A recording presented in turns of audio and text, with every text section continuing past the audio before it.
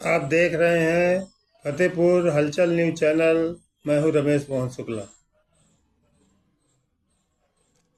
आज सुबह लखनऊ से एक दुखद समाचार प्राप्त हुआ।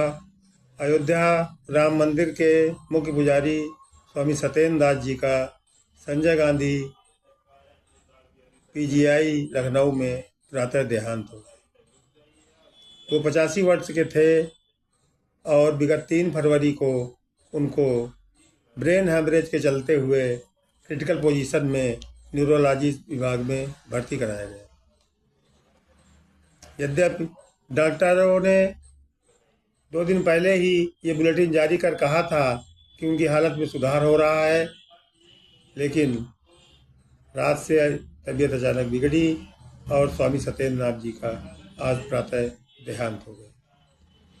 निसंदेह अयोध्या और उसके आसपास के क्षेत्रों के लोगों के लिए ये एक दुखद खबर है।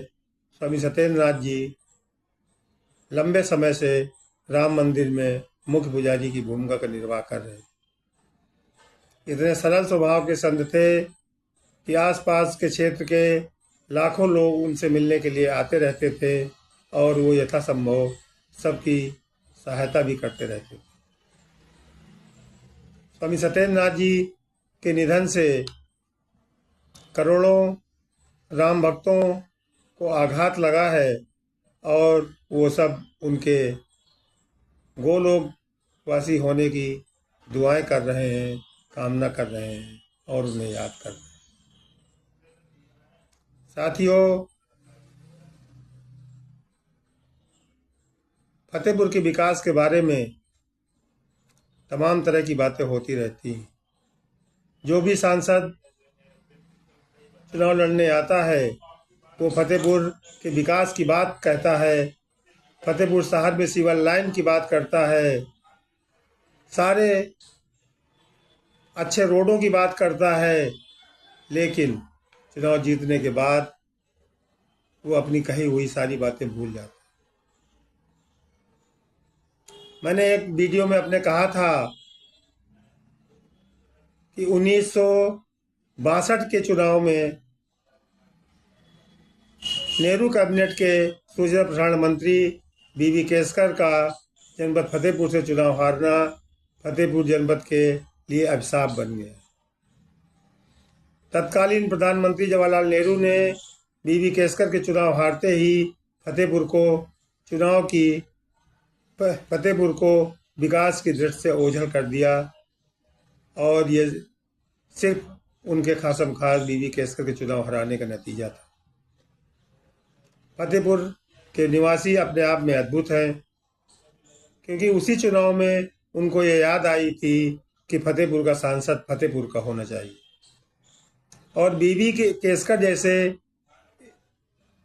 सक्षम व्यक्ति को चुनाव हराकर उन्होंने फतेहपुर से एक निर्दलीय प्रत्याशी गौरीशंकर कक्कड़ को विजयी बनाया। यद्यपि उसके बाद के हुए लगातार चुनाव में फतेहपुर का सांसद जनपद से बाहर का ही व्यक्ति बनता रहा, तब न फतेहपुर वालों को जनपद के सांसद की याद आई और न बाहर से चुने गए सांसदों को फतेहपुर की याद आई। 2 बार विश्वनाथ प्रताप सिंह के बड़े भाई राजा संत बकत सिंह यहाँ से सांसद बने, लेकिन चुनाव जीतने के बाद शायद ही वो कभी फतेहपुर आए या फतेहपुर वालों की सुध ली, क्योंकि उस समय के हिंदुस्तान लीवर लिमिटेड के एमडी थे और बम्बई में रहते थे। उसके बाद